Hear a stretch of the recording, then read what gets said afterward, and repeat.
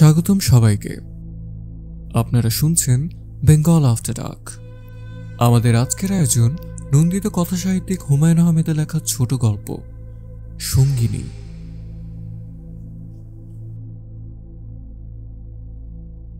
মিসির আলী বললেন, গল্প শুনবেন নাকি? আমি ঘড়ির দিকে তাকালাম। রাত মন্দ হয়নি, 10টার মতো বাজে। বাসায় ফেরা দরকার।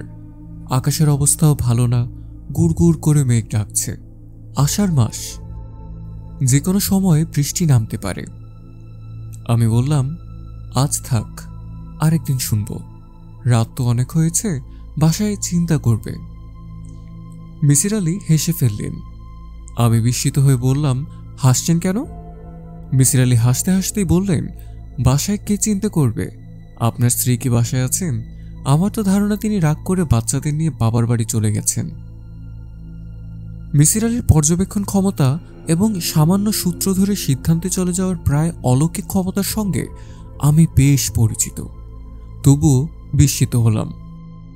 আমার স্ত্রীর সঙ্গে আজ দুপুরে বড় ধরনের ঝগড়া হয়েছে।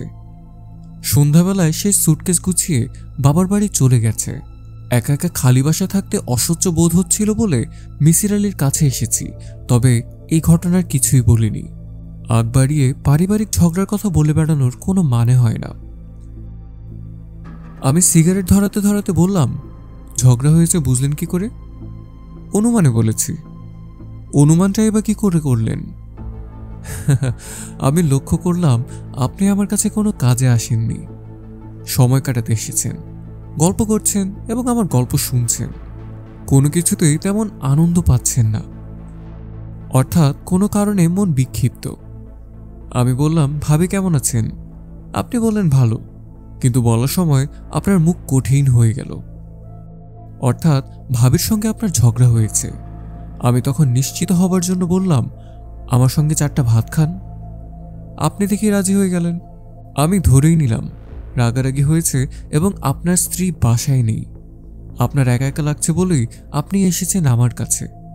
এই সিদ্ধান্তে আসার জন্য শার্লক হোমস হতে হয় না, একটু মাথা ঠান্ডা রাখলেই বোঝা যায়। আমি কিছু বললাম না। মিসির আলী বললেন, চা চড়াচ্ছি, চা খেয়ে গল্প শুনুন, তারপর এখানেই শুয়ে ঘুমিয়ে পড়ুন। খালি বাসায় একা একা রাত কাটাতে ভালো লাগবে না। তাছাড়া বৃষ্টি নামলো বলে। এটাও কি আপনার একটা লজিক্যাল ডিডাকশন? না, এটা হচ্ছে উইশফুল থিঙ্কিং। গরমে কষ্ট পাচ্ছি, বৃষ্টি হলে জীবন বাঁচে। তবে বাতাস ভারী, বৃষ্টিতে দেরি নেই বলেই আমার ধারণা। বাতাসের আবার হালকা ভারী কি? আছে আছে, হালকা ভারীর একটা ব্যাপার আছে। বাতাসে জলীয় বাষ্পের পরিমাণ যখন বেড়ে যায়, বাতাস হয় ভারী। সেটা আমি বুঝতে পারি মাথার চুলে হাত দিয়ে। জলীয় বাষ্পের পরিমাণটার উপর নির্ভর করে মাথার চুল নরম বা শক্ত হয়।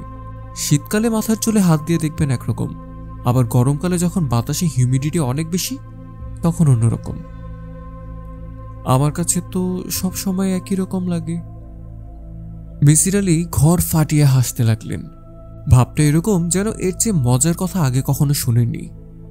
আমি বোকার মতো বসে রইলাম। অস্বস্তিও লাগলো। খুব বুদ্ধিমান মানুষের সঙ্গে গল্প করার মধ্যেও এক ধরনের অস্বস্তি থাকে, নিজেকে খুব তুচ্ছ মনে হয়। মিসির আলী স্টোভে চায়ের পানি বসিয়ে দিলেন।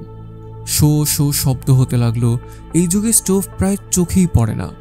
মিসির আলী এই বস্তুটা কোত্থেকে জোগাড় করেছেন কে জানে। কিছুক্ষণ পর পর পাম্প করতে হয়, অনেক যন্ত্রণা। চায়ের কাপ হাতে বিছানায় বসা মাত্র বৃষ্টি শুরু হলো, তুমুল বর্ষণ।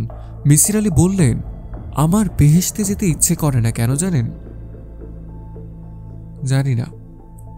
বেহেশতে যেতে ইচ্ছে করে না কারণ সেখানে ঝড় বৃষ্টি নেই। এয়ার কুলার বসানো একটা ঘরের মতো সেখানকার আবহাওয়া। তাপ বাড়বেও না, কমবেও না, অনন্তকাল একই থাকবে। কোনো মানে হয় বলুন? আপনি কি বেহেশত দোজক এসব নিয়ে মাথা ঘামান? না, ঘামাই না। সৃষ্টিকর্তা নিয়ে মাথা ঘামান? হ্যাঁ ঘামাই, খুব চিন্তা করি, কোনো কুল কিনারা পাই না। পৃথিবীর সমস্ত ধর্মগ্রন্থ কি বলে জানেন? বলে সৃষ্টিকর্তা বা ঈশ্বর পারেন না এমন কিছু নাই, তিনি সব পারেন। অথচ আমার ধারণা তিনি দুটো জিনিস পারেন না যা মানুষ পারে। আমি অবাক হয়ে বললাম, কি আশ্চর্য, উদাহরণ দিন তো। মিসির আলী বললেন, সৃষ্টিকর্তা নিজেকে ধ্বংস করতে পারে না, মানুষ পারে। আবার সৃষ্টিকর্তা দ্বিতীয় একজন সৃষ্টিকর্তা তৈরি করতে পারেন না, কিন্তু মানুষ পারে, সে সন্তানের জন্ম দেয়। আপনি তাহলে একজন নাস্তিক? না, আমি নাস্তিক না, আমি খুব আস্তিক। আমি এমন সব রহস্যময় ঘটনা আমার চারপাশে ঘটতে দেখেছি যে বাধ্য হয়ে আমাকে আস্তিক হতে হয়েছে। ব্যাখ্যাতীত সব ঘটনা, যেমন স্বপ্নের কথাটাই ধরুন, সামান্য স্বপ্ন অথচ ব্যাখ্যাতীত একটা ঘটনা। ব্যাখ্যাতীত কেন হবে? ফ্রয়েড তো চমৎকার ব্যাখ্যা করেছেন বলে শুনেছি। মোটেও চমৎকার ব্যাখ্যা করেননি। স্বপ্নের পুরো ব্যাপারটাই তিনি অপদমিত কামানের উপর চাপিয়ে দিয়ে লিখলেন ইন্টারপ্রিটেশন অফ ড্রিম। তিনি শুধু বিশেষ এক ধরনের স্বপ্নই ব্যাখ্যা করলেন, অন্য দিক সম্পর্কে চুপ করে রইলেন। যদিও তিনি খুব ভালো করেই জানতেন মানুষের বেশ কিছু স্বপ্ন আছে যার ব্যাখ্যা করা যায় না। তিনি এই নিয়ে প্রচুর কাজও করেছেন, কিন্তু প্রকাশ করেননি, নষ্ট করে ফেলেছেন। তার ছাত্র প্রফেসর জাং কিছু কাজ করেছেন, মূল সমস্যায় পৌঁছাতে পারেননি বলে বলতে বাধ্য হয়েছেন যে কিছু কিছু স্বপ্ন মানুষ কেন দেখে তা বলা যাচ্ছে না। যেমন একটা লোক স্বপ্ন দেখল হঠাৎ তার মাথার উপর সিলিং ফ্যানটা খুলে পড়ে গেল। স্বপ্ন দেখার দুদিন পরে দেখা গেল সত্যি সত্যি সিলিং ফ্যানটা খুলে পড়ে গেছে। এই ধরনের স্বপ্নকে বলে প্রিকগনিশন ড্রিম। এর একটাই ব্যাখ্যা, স্বপ্নে মানুষ ভবিষ্যৎ দেখতে পাচ্ছে, যা সম্ভব নয়, কাজেই এ জাতীয় স্বপ্ন ব্যাখ্যাতীত। আমি বললাম, এমনও তো হতে পারে যে কাকতালীয়ভাবে সব মিলে গেছে। হতে পারে, প্রচুর কাকতালীয় ব্যাপার পৃথিবীতে ঘটছে, তবে কাকতালীয় ব্যাপারগুলিকেও একটা স্ট্যাটিস্টিক্যাল প্রবাবিলিটির ভেতর থাকতে হবে। প্রিকগনিশন ড্রিমের ক্ষেত্রে তা হয় না। কিচ্ছু বুঝতে পারছি না, বোঝানো একটু কঠিন। আমি বরং স্বপ্ন সম্পর্কে একটা গল্প বলি, শুনতে চান? বলুন শুনি। ভৌতিক কিছু? না না না, ভৌতিক কিছু না, তবে রহস্যময় তো বটেই। আরেক দফা চা হয়ে যাক। হোক। কি ঠিক করলেন, থেকে যাবেন? বৃষ্টি কিন্তু বাড়ছে। আমি থেকে যাওয়ার কথাটাই ঠিক করলাম। মিসির আলী চা নিয়ে বিছানায় পা তুলে বসলেন। গল্প শুরু হলো। ছোটবেলায় আমাদের বাসায় খাবনামা নামের একটা স্বপ্ন তথ্যের বই ছিল। কোন স্বপ্ন দেখলে কি হয় এইসব ব্যাখ্যা ওই বইয়ে লেখা। আমার মা ছিলেন ওই বইটার বিশেষ ভক্ত। ঘুম থেকে উঠেই বলতেন, ও মিসির, বইটা একটু দেখতো, একটা স্বপ্ন দেখলাম। স্বপ্নের মানে কি সেটা বল। আমি বই নিয়ে বসতাম। দেখতো বাবা, গরু স্বপ্নে দেখলে কি হয়। আমি বই উল্টে জিজ্ঞেস করলাম, কি রঙের গরু মা, সাদা না কালো? এই তো মুশকিলে ফেললি, সাদা না কালো তা তো খেয়াল নেই। তখন আমি তাকে বলি, সাদা রঙের গরু হলে ধন লাভ, কালো রঙের গরু হলে বিবাদ। কার সঙ্গে বিবাদ, তোর বাবার সঙ্গে? তা তো লেখা নেই মা। মা চিন্তিত হয়ে পড়তেন। স্বপ্ন নিয়ে চিন্তা তার কোনো শেষ ছিল না। আর কত বিচিত্র স্বপ্ন যে দেখতেন তার হিসাব নেই। একবার দেখলেন দুটো অন্ধ চড়ুই পাখি। খাবনামায় অন্ধ চড়ুই পাখি দেখলে কি হয় তা কিন্তু লেখা নেই, কবুতর দেখলে কি হয় তা লেখা আছে। মার কারণে খাবনামা ঘাটতে ঘাটতে একসময় পুরো বই আমার মুখস্থ হয়ে গেল। স্বপ্ন বিশারদ হিসেবে আমার নাম রটে গেল। যে যা দেখে এসে আমাকে জিজ্ঞেস করে। এই করতে গিয়েই জানলাম কত বিচিত্র স্বপ্নই না মানুষ দেখে। সেই সঙ্গে মজার মজার কিছু জিনিসও লক্ষ্য করলাম, যেমন অসুস্থ মানুষরা সাধারণত বিকট সব দুঃস্বপ্ন দেখে। বোকা মানুষদের স্বপ্নগুলি হয় সহজ সরল ধরনের। বুদ্ধিমান মানুষেরা খুব জটিল স্বপ্ন দেখে। সমাজের প্রতিষ্ঠিত ব্যক্তিরা একটা স্বপ্ন প্রায়ই দেখে, সেটা হলো কোনো একটা অনুষ্ঠানে সে সম্পূর্ণ নগ্ন হয়ে উপস্থিত হয়েছে। সবার গায়ে ভালো পোশাক আশাক, সেই শুধু পুরোপুরি নগ্ন, কিন্তু কেউ তা লক্ষ্য করছে না। মিসির আলী সাহেব কথা বন্ধ করে আমার দিকে তাকিয়ে বললেন, এই জাতীয় স্বপ্ন কি আপনি কখনো দেখেছেন? আমি বললাম, না। একটা স্বপ্ন আমি বারবার দেখি। পরীক্ষার হলে পরীক্ষা দিতে বসেছি, খুব সহজ প্রশ্ন, সবগুলির উত্তর আমার জানা, কিন্তু লিখতে গিয়ে দেখি কলম থেকে কালি বেরোচ্ছে না। কলমটা বদলে অন্য কলম নিলাম, সেটা দিয়েও কালি বেরোচ্ছে না। এদিকে ঘন্টা পড়ে যাচ্ছে। এই স্বপ্ন তো খুবই কমন, আমিও দেখি। একবার দেখলাম বাংলা পরীক্ষা, প্রশ্ন দিয়েছে অঙ্কের, কঠিন সব অঙ্ক, বাদরের তৈলাক্ত বাঁশ বেয়ে ওঠার অঙ্ক। একটা বাদরের জায়গায় দুটা বাদর, একটা খানিকটা উঠে অন্যটা তার লেজ ধরে টেনে নিচে নামায়। খুব জটিল ব্যাপার। বাঁশের সবটা আবার তৈলাক্ত না, কিছুটা আবার তেল ছাড়া। আমি বিস্মিত হয়ে বললাম, সত্যি কেমন স্বপ্ন দেখেছেন? জি না, ঠাট্টা করে বলেছি। জটিল সব অঙ্ক ছিল, এইটুকু মনে আছে। যাই হোক, ছোটবেলা থেকে এইসব কারণে স্বপ্নের দিকে আমি ঝুঁকলাম। দেশের বাইরে যখন প্যারাসাইকোলজি পড়তে গেলাম, তখন স্পেশাল টপিক নিলাম ড্রিম। ড্রিম ল্যাবরেটরিতে কাজও করলাম। আমার প্রফেসর ছিলেন ডক্টর সুইনহার্ন, দুঃস্বপ্নের ব্যাপারে যাকে পৃথিবীর সেরা বিশেষজ্ঞ বলা হয়। দুঃস্বপ্ন অ্যানালাইসিসের তিনি একটা টেকনিক বের করেছেন, যার নাম সুইনহার্ন অ্যানালাইসিস। সুইনহার্ন অ্যানালাইসিসে ব্যাখ্যা করা যায় না এমন সব দুঃস্বপ্নের একটা ফাইল আছে তার কাছে। সেই ফাইল তিনি গ্র্যাজুয়েট ছাত্রদের দিতেন না। আমাকে তিনি খুবই পছন্দ করতেন, সম্ভবত সেই কারণেই সেই ফাইল ঘাটার সুযোগ হয়েছিল আমার। ফাইল পড়ে আমি হতভম্ব, ব্যাখ্যা দিতে সব ব্যাপার। একটা উদাহরণ দেই। নিউ ইংল্যান্ডের একটা 23 বছর বয়সী মেয়ে দুঃস্বপ্ন দেখা শুরু করলো। স্বপ্নটা ছিল তার নাভিমূল থেকে একটা হাত বের হয়ে আসছে, স্বাভাবিক হাতের চেয়ে সরু, লম্বা লম্বা আঙ্গুল। হাতটার রং নীলচে, খুব তুলতুলে। দুঃস্বপ্নটা সে প্রায়ই দেখতে লাগলো। প্রতিবারই তার স্বপ্ন ভাঙত বিকট চিৎকারে। এরপর তাকে ড্রিম ল্যাবরেটরিতে ভর্তি করানো হলো। প্রফেসর সুইনহার্ন রোগিনীর মনোবিশ্লেষণ করলেন, অস্বাভাবিক কিছুই পেলেন না। মেয়েটাকে পাঠিয়ে দেওয়া হলো নিউ ইংল্যান্ডে। তার কিছুদিন পর মেয়েটা লক্ষ্য করলো তার নাভিমূল ফুলে উঠছে। এক ধরনের নন ম্যালিগন্যান্ট গ্রোথ হচ্ছে।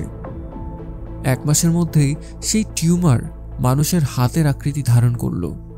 টিউমারটির মাথায় মানুষের হাতের আঙুলের মতো 5টা আঙুল। আমি মিসির আলীকে থামিয়ে বললাম, ভাই, এই গল্পটা থাক, শুনতে ভালো লাগছে না, কেমন যেন ঘেন্না লাগছে। ঘেন্না লাগার মতোই ব্যাপার। ছবি দেখলে আরো ঘেন্না লাগবে।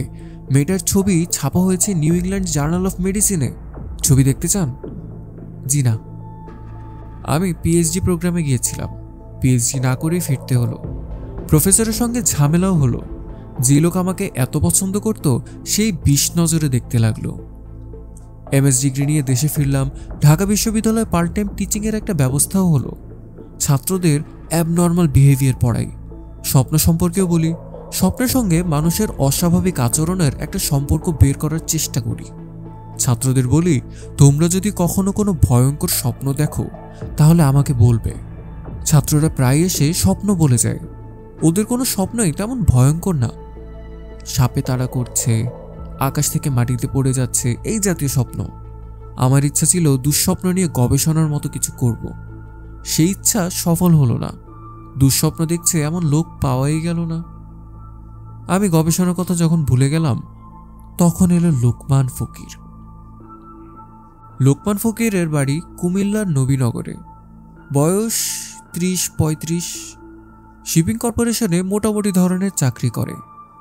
2 কামরার একটা বাড়ি ভাড়া করেছে কাঁঠাল বাগানে। বিয়ে করেনি, তবে বিয়ের চিন্তা ভাবনা করছে। তার একটা মামাতো বোনের সঙ্গে তার বিয়ের কথাবার্তা হচ্ছে। মেয়েটিকে যদিও তার পছন্দ নয়, তবে অপছন্দের কথা সে সরাসরি বলতেও পারছে না, কারণ তার এই মামা তাকে পড়াশোনা করিয়েছে। ছেলেটা এক সন্ধ্যায় আমার সাথে দেখা করতে এলো। আমি তাকে দেখে চমকে উঠলাম। মুখ পাণ্ডুর বর্ণ, মৃত মানুষের মতো ভাবলেশহীন চোখ। যৌবনের নিজস্ব যে জ্যোতি যুবক যুবতীর চোখে থাকে, তার কিছুই তার ছিল না। ছেলেটি হাঁটছে খুঁড়িয়ে খুঁড়িয়ে, কিছুক্ষণ পরপর চমকে উঠছে। সে ঘরে ঢুকে বিনা ভূমিকায় বলল, স্যার, আপনি আমাকে বাঁচান। আমি ছেলেটাকে বসালাম, পরিচয় নিলাম, হালকা কথাবার্তা বলে তাকে স্বাভাবিক করার চেষ্টাও করলাম। তাতে খুব বেশি একটা লাভ হলো বলে মনে হয়নি। তার অস্থিরতা কমল না। লক্ষ্য করলাম সে স্থির হয়ে বসতেও পারছে না, খুব নড়াচড়া করছে। আমি বললাম, তোমার সমস্যাটা কি? ছেলেটা রুমাল দিয়ে কপালের ঘাম মুছতে মুছতে প্রায় অস্পষ্ট গলায় বলল, স্যার, আমি দুঃস্বপ্ন দেখি, ভয়ঙ্কর দুঃস্বপ্ন। আমি বললাম, দুঃস্বপ্ন দেখেন এমন মানুষ তুমি খুঁজে পাবে না। সাপে তাড়া করছে, বাঘে তাড়া করছে, আকাশ থেকে নিচে পড়ে যাচ্ছে, এগুলো খুবই কমন দুঃস্বপ্ন। সাধারণত হজমের অসুবিধা হলে লোকজন দুঃস্বপ্ন দেখে, ঘুমের অসুবিধা হলেও দেখে। এই ধরো, তুমি শুয়ে আছো, মাথা নিচ থেকে বালিশ সরে গেল, তখনও তুমি স্বপ্ন দেখতে পারো। শারীরিক অস্বস্তির একটা প্রকাশ ঘটে দুঃস্বপ্নে। আগুনে পোড়ার মতো স্বপ্ন মানুষ কখন দেখে জানো? যখন তার পেটে গ্যাস হয় আর সেই গ্যাস বুকে জ্বালা পোড়া করে, তখন সে স্বপ্ন দেখে তাকে জ্বলন্ত আগুনে ফেলে দেওয়া হয়েছে। স্যার, আমার স্বপ্ন এমন না, অন্যরকম। ঠিক আছে, গুছিয়ে বলো, শুনে দেখি কেমন। ছেলেটি সঙ্গে সঙ্গে কথা বলতে শুরু করলো, মুখস্থ বলে যাওয়ার মতো করে বলতে লাগলো। মনে হয় আগে থেকে ঠিকঠাক করে এসেছে এবং অনেকবার রিহার্সাল করেছে। কথা বলার সময় একবারও আমার চোখের দিকে তাকালো না। যখন প্রশ্ন করলাম, তখনও না। প্রথম স্বপ্নটা দেখি বুধবার রাতে 11টার দিকে ঘুমোতে গেছি। আমার ঘুমের কোনো সমস্যা নেই, শোয়া মাত্র ঘুমিয়ে পড়তে পারি। সেই রাতটাও তাই হলো। বিছানায় শোয়া মাত্র ঘুমিয়ে পড়েছি, সঙ্গে সঙ্গে স্বপ্নটা দেখলাম। কি করে বুঝলে শোয়া মাত্র স্বপ্ন দেখেছ? জেগে উঠে ঘড়ি দেখেছি, 11:10। ওকে, স্বপ্নটা বলো। আমি দেখলাম খোলামেলা একটা মাঠের মতো জায়গা, খুব বাতাস বইছে, শো শো করে শব্দ হচ্ছে, রীতিমতো শীত লাগছে। আমার চারিদিকে অনেক মানুষ, কিন্তু ওদের কাউকে দেখতে পাচ্ছি না। এদের কথা শুনতে পাচ্ছি, হাসির শব্দ শুনছি, একটা বাচ্চা ছেলে কাঁদছে তাও শুনছি, বুড়া মতো একটা লোক কাশির শব্দ শোনা যাচ্ছে, কিন্তু কাউকে আবঝাভাবেও দেখতে পাচ্ছি না। একবার মনে হলো আমি বোধহয় অন্ধ হয়ে গেছি। চারপাশে খুব তীক্ষ্ণ চোখে তাকালাম, মাঠ দেখতে পাচ্ছি, কুয়াশা দেখতে পাচ্ছি, কিন্তু মানুষ দেখছি না, অথচ তাদের কথা শুনছি। হঠাৎ এসব কথা থেমে গেল, বাতাসের শোষ শব্দও বন্ধ হয়ে গেল। মনে হলো কেউ যেন আসছে, তার ভয়ে সবাই চুপ করে গেছে। আমার নিজেরও প্রচন্ড ভয় লাগলো, এক ধরনের অন্ধ ভয়। তখন শ্লেষ্মা জড়িত মোটা গলায় কে একজন বলল, ছেলেটি তো দেখি এসেছে, মেয়েটি কোথায়? কেউ জবাব দিল না। খানিকক্ষণের জন্য বাচ্চা ছেলেটার কান্না শোনা গেল, সঙ্গে সঙ্গে থেমে গেল। মনে হলো কেউ যেন তার মুখে হাত দিয়ে চেপে ধরে কান্না বন্ধ করানোর চেষ্টা করছে। ভারী গলা লোকটা আবার বলল, মেয়েটা দেরি করছে কেন? কেন এত দেরি? ছেলেটাকে তো বেশিক্ষণ রাখা যাবে না, এর ঘুম পাতলা হয়ে এসেছে, ও জেগে যাবে। হঠাৎ চারিদিকে সাড়া পড়ে গেল, একসঙ্গে সবাই বলে উঠল, এসেছে এসেছে, মেয়েটা এসেছে। আমি চমকে উঠে দেখলাম আমার পাশে একটা মেয়ে দাঁড়িয়ে আছে, খুব রোগা পাতলা একটা মেয়ে, কিন্তু অসম্ভব ফর্সা, বয়স 18-19। এলোমেলোভাবে শাড়ি পরা, লম্বা চুল, চুলগুলো ছেড়ে দেওয়া, বাতাসে উঠছে। মেয়েটা ভয়ে থরথর করে কাঁপছে।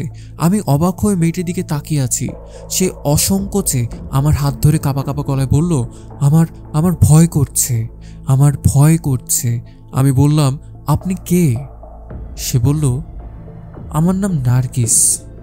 আপনি যা দেখছেন তা স্বপ্ন, ভয়ঙ্কর স্বপ্ন, একটু একটু পরেই বুঝবেন। আগে এই স্বপ্নটা আমি শুধু একা দেখতাম, এখন মনে হয় আপনিও দেখবেন। মেয়েটা কাঁদতে শুরু করলো, আতঙ্কে অস্থির হয়ে আমার গা ঘেঁষে দাঁড়ালো। কাঁদতে কাঁদতেই বলল, আপনি কিছু মনে করবেন না, আমার ভয় লাগছে বলেই আমি এভাবে দাঁড়িয়ে আছি। এরা প্রতি মাসে আমাকে একবার করে স্বপ্নটা দেখায়। আমি বললাম, এরা কারা? জানি না, কিচ্ছু জানি না। আপনি থাকায় কেন জানি একটু ভরসা পাচ্ছি, যদিও জানি আপনি কিছুই করতে পারবেন না, কিছুই না, কিছু না। মেয়েটি হাঁপাতে শুরু করলো এবং তখন সেই ভারী এবং শ্লেষ্মা জড়ানো কণ্ঠ চিৎকার করে বলে উঠল, সময় শেষ, দৌড়াও, এবার দৌড়াও। সেই চিৎকারের মধ্যে ভয়ঙ্কর পৈশাচিক কিছু একটা ছিল। আমার শরীরের প্রতিটা স্নায়ু থরথর করে কাঁপতে লাগলো। চোখের সামনে কুয়াশা কেটে গেল, চারিদিকে তীব্র আলো, এত তীব্র আলো যেন চোখ ধাঁধিয়ে যায়। যাদের কথা শুনছিলাম অথচ দেখতে পাচ্ছিলাম না, এই আলোয় সবাইকে স্পষ্ট দেখতে পেলাম। এরা এরা কি? এরা মানুষ না, অন্য কিছু। লম্বাটে পশুর মতো মুখ, হাত পা মানুষের মতো, সবাই নগ্ন। এরা অদ্ভুত ধরনের শব্দ করতে লাগলো। আমার কানে বাজতে লাগলো, দৌড়াও দৌড়াও। আমরা দৌড়াতে শুরু করলাম। আমাদের পেছনে সেই জন্তুর মতো মানুষগুলিও দৌড়াচ্ছে। আমরা ছুটছি মাঠের উপর দিয়ে। সেই মাঠে কোনো ঘাস নেই, সমস্ত মাঠময় অযুত নিযুত লক্ষ কোটি ধারালো ব্লেড সারি সারি সাজানো। সেই ব্লেডে আমার পা কেটে ছিন্ন ভিন্ন হয়ে যাচ্ছে, তীব্র যন্ত্রণা হচ্ছে। চিৎকার করে উঠলাম, আর তখনই ঘুম ভেঙে গেল। আমি উঠে দেখি ঘামে আমার সমস্ত বিছানা ভিজে গেছে।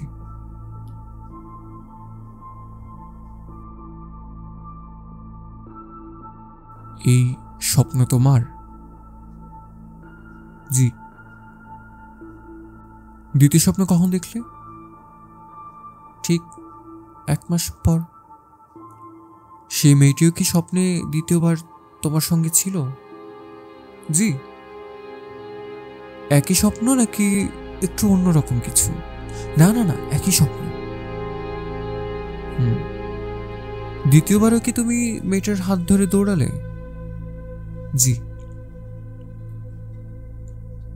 প্রথমবার যেমন তার সাথে কথাবার্তা হয়েছিল, দ্বিতীয়বারও কি তাই হলো? জি। আচ্ছা, দ্বিতীয়বারও কি মেয়েটা পরে এসেছে, তুমি আগে এসে অপেক্ষা করছিলে? জি না, দ্বিতীয়বারে মেয়েটা আগে এসেছিল, আমি পরে এসেছি।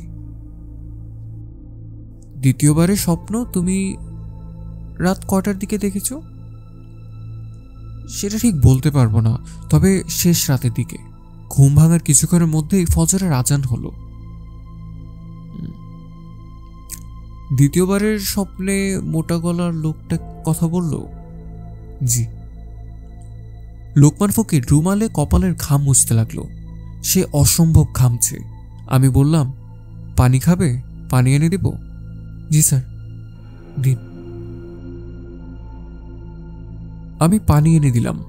সে এক নিঃশ্বাসে পানি শেষ করে ফেলল। আমি বললাম, স্বপ্ন ভাঙার পর তুমি দেখলে তোমার দুটি পাই ব্লেডে কেটে ক্ষতবিক্ষত হয়ে আছে, তাই না? লোকমান হতভম্ব হয়ে বলল, জি স্যার, কিন্তু আপনি বুঝলেন কি করে? তুমি খুঁড়িয়ে খুঁড়িয়ে ঘরে ঢুকলে সেখান থেকে অনুমান করেছি। তাছাড়া তোমার পা স্বপ্ন দেখার পর কেটে যাচ্ছে বলেই স্বপ্নটা ভয়ঙ্কর। পা যদি না কাটতো তাহলে স্বপ্নটা ভয়ঙ্কর হতো না, বরং এটা একটা মধুর স্বপ্ন হতো। কারণ স্বপ্নে একটা মেয়ের সঙ্গে তোমার দেখা হচ্ছে, যে তোমার গা ঘেঁষে দাঁড়িয়ে আছে। 18-19 বছরের রূপবতী একটা মেয়ে হাত ধরে তোমার সঙ্গে দৌড়াচ্ছে। এই বিষয়টা একটু রোম্যান্টিক। আমার কথার মাঝখানেই লোকমান ফকির পায়ের জুতা খুলে ফেলল, মোজা খুলল। আমি হতভম্ব হয়ে দেখলাম পায়ের তলায় ফালা ফালা করে কাটা। এমন কিছু ঘটনা সত্যিই ঘটতে পারে, আমি কখনো ভাবিনি। লোকমান ক্ষীণ গলায় বলল, স্যার, এটা কি করে হয়? আমি ঠিক বুঝতে পারছি না, তবে স্বপ্নের ব্যাপারে পড়াশোনা করে যা বুঝেছি তার থেকে তোমাকে একটা কথা বলতে পারি। সেটা হলো ইনভার্ট রিয়াকশন বলে একটা ব্যাপার আছে। ধরো তোমার একটা আঙ্গুল পুড়ে গেল, সেই খবর স্নায়ুর মাধ্যমে তোমার মস্তিষ্কে পৌঁছাবে, তখন তুমি তীব্র ব্যথা পাবে। ইনভার্ট রিয়াকশনে কি হয় জানো? আগে মস্তিষ্কে আঙ্গুল পোড়ার অনুভূতি পায়, তারপর সেই খবর আঙ্গুলে পৌঁছায়, তখন আঙ্গুলটা পোড়া পোড়া হয়ে যেতে পারে। স্বপ্নের পুরো ব্যাপারটাই হয় মস্তিষ্কে, যেখান থেকে ইনভার্ট রিয়াকশনে তোমার শরীরে প্রভাব ফেলতে পারে। যেমন এক লোক স্বপ্নে দেখত তার হাতে কি যেন পিন ফুটাচ্ছে।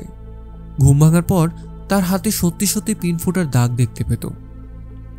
তোমার ক্ষেত্রেও তাই ঘটছে, তবে এমন ভয়াবহভাবে পা কাটা ইনভার্ট রিয়াকশনে সম্ভব বলে আমার মনে হয় না। তাহলে কি মনে হয় আপনার? আমি বুঝতে পারছি না। লোকমান ক্লান্ত স্বরে বলল, 1 মাস পর পর আমি স্বপ্নটা দেখি, কারণ পায়ের ঘা শুকোতে 1 মাস সময় লাগে। আমি লোকমান ফকিরের দিকে খানিকক্ষণ তাকিয়ে থেকে বললাম, তুমি এখন থেকে একটা কাজ করবে, ঘুমোতে যাওয়ার আগে জুতা পায়ে দিয়ে ঘুমোবে। স্বপ্নে যদি তোমাকে দৌড়াতেই হয়, তোমার পায়ে জুতা থাকবে, ব্লেড তোমাকে কিছু করতে পারবে না। সত্যি বলছেন? আমার তাই ধারণা। আমার মনে হয় জুতা পরে ঘুমোলে তুমি স্বপ্নটাই আর দেখবে না। এরপর লোকমান ফকির চলে গেল। খুব ভরসা পেল বলে মনে হলো না। আমি তাকে বলে দিয়েছিলাম 1 মাস পর স্বপ্ন দেখা হয়ে গেলে সে যেন ফিরে আসে, কিন্তু সে এলো 1.5 মাস পর। তার মুখ আগের চেয়েও বেশি শুকনো, চোখ আরো বেশি ভাবলেশহীন। অথর্ব মানুষের মতো হাঁটছে। আমি বললাম, স্বপ্ন দেখেছ? জি না। জুতা পায়ে ঘুমোচ্ছ? জি স্যার, জুতো পায়ে দেয়ায় স্বপ্ন আর দেখছি না। আমি হাসি মুখে বললাম, তাহলে তো তোমার রোগ সেরে গেল, এত মন খারাপ করে আছো কেন? মনে হচ্ছে বিরাট সমস্যায় পড়েছ। কি সমস্যা? লোকমান নিচু গলায় বলল, মেয়েটার জন্য মন খারাপ স্যার। বেচারি একা একা স্বপ্ন দেখছে, এত ভালো একটা মেয়ে, তার জন্য খুব কষ্ট হয়। লোকমানের চোখে প্রায় পানি এসে গেল। আমি বিস্মিত হয়ে তাকিয়ে রইলাম। সে বলে কি? স্যার, আমি ঠিক করেছি আর জুতা পরব না, যা হওয়ার হবে। নার্গিসকে একা একা যেতে দেব না, আমি থাকবো সঙ্গে। মেয়েটার জন্য আমার খুব কষ্ট হয় স্যার, এত চমৎকার একটা মেয়ে, আমি স্যার তার সাথে থাকব। সেটা কি ভালো হবে? জি স্যার, হবে। আমি তাকে ছাড়া বাঁচব না। সে কিন্তু স্বপ্নের একটা মেয়ে। সে স্বপ্নের মেয়ে নয় স্যার। আমি যেমন, সেও তেমন। আমরা দুজনেই পৃথিবীতে বাস করি। সে হয়তো ঢাকাতেই কোনো এক বাসায় থাকে, তার পায়েও ব্লেডের কাটা। আমি যেমন সারাক্ষণ তার কথা ভাবি, সেও নিশ্চয়ই ভাবে, শুধু আমাদের দেখা হয় স্বপ্নে। মিসির আলী সিগারেট ধরিয়ে বললেন, গল্পটা এই পর্যন্তই। আমি চেঁচিয়ে উঠে বললাম, এই পর্যন্ত মানে? শেষটা কি? শেষটা আমি জানি না। ছেলেটার ক্ষতবিক্ষত পা নিয়ে একবার এসেছিল। সে বলল জুতা খুলে ঘুমানো মাত্রই সে আবার স্বপ্ন দেখে। স্বপ্নে মেয়েটারও দেখা পায়। তারা দুজন খানিকক্ষণ গল্প করে, দুজন দুজনকে জড়িয়ে ধরে কাঁদে। একসময় মানুষের মতো জন্তুগুলি চেঁচিয়ে উঠে বলে, দৌড়াও দৌড়াও। তারাও দৌড়াতে শুরু করে। ছেলেটি আপনার কাছে আর আসেনি? জি না। ছেলেটির বর্তমান অবস্থা সম্পর্কে আপনি কিছু জানেন? না, জানি না, তবে অনুমান করতে পারি। ছেলেটার জানে জুতা পায়ে ঘুমোলে এই দুঃস্বপ্ন সে দেখবে না, তারপরেও সে জুতা পায়ে দেয় না, কারণ মেয়েটিকে একা ছেড়ে দেওয়া তার পক্ষে সম্ভব না। প্রেমের ক্ষমতা যে কি প্রচণ্ড হতে পারে তা প্রেমে না পড়লে বোঝা যায় না। ছেলেটির পক্ষে এই জীবনে তার স্বপ্ন সঙ্গিনীর মায়া কাটানো সম্ভব নয়।